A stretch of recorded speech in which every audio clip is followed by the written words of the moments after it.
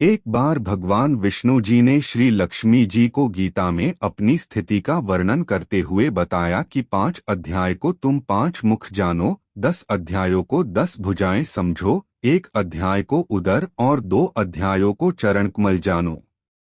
जो व्यक्ति गीता के 1 या आधे अध्याय का अथवा 1 आधे या चौथाई श्लोक का प्रतिदिन अभ्यास करता है, वह सुशर्मा के समान मुक्त हो जाता है।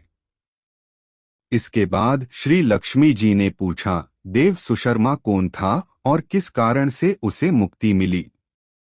भगवान विष्णु जी बोले कि सुशर्मा एक पापी मनुष्य था।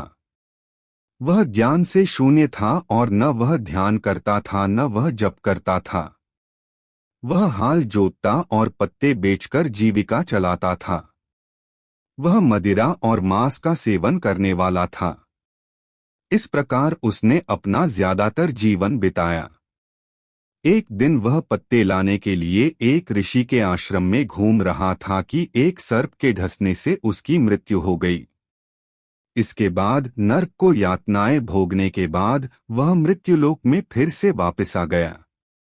इस बार उसे बोझा ढोने वाले एक बैल की योनि मिली। उसके मालिक ने उससे बहुत बोझा उठवाया। ऐसे ही 7 से 8 साल बीत गए। एक दिन उस बैल के मालिक ने ऊंचाई वाले स्थान पर उससे काफी देर तक बोझा उठवाया, जिससे वह मूर्छित होकर पृथ्वी पर गिर गया। उसके आसपास बहुत सारे लोग इकट्ठे हो गए। उस जन समुदाय में से किसी पुण्यात्मा व्यक्ति ने उस बैल का कल्याण करने के लिए अपना पुण्य दान किया। इस तरह और लोगों ने भी अपने पुण्य को उसके लिए दान किया। इस भीड़ में एक वैश्या खड़ी थी। उसे अपने पुण्य का पता तो नहीं था, तो भी लोगों की देखा देखी उसने भी बैल के लिए कुछ त्याग किया। यमराज के दूत उस मरे हुए प्राणी को पहले यमपुरी ले गए। वहां यह विचार कर कि वह वैश्या के दिए हुए पुण्य से पुण्यवान हो गया है, उसे छोड़ दिया गया। इसके बाद वह भूलोक में उत्तम कुल में पैदा हुआ। उस समय भी उसे अपने पूर्व जन्म की बातों का स्मरण रहा। बहुत दिनों बाद वह अपने अज्ञान को दूर करने के लिए उस वैश्या के पास गया और उसके दान की बात बतलाते हुए पूछा, तुमने कौन सा पुण्य दान किया था? वैश्या ने उत्तर दिया कि वह पिंजरे में बंद तोता प्रतिदिन कुछ पढ़ता है, उससे मेरा अंतकरण पवित्र हो गया है।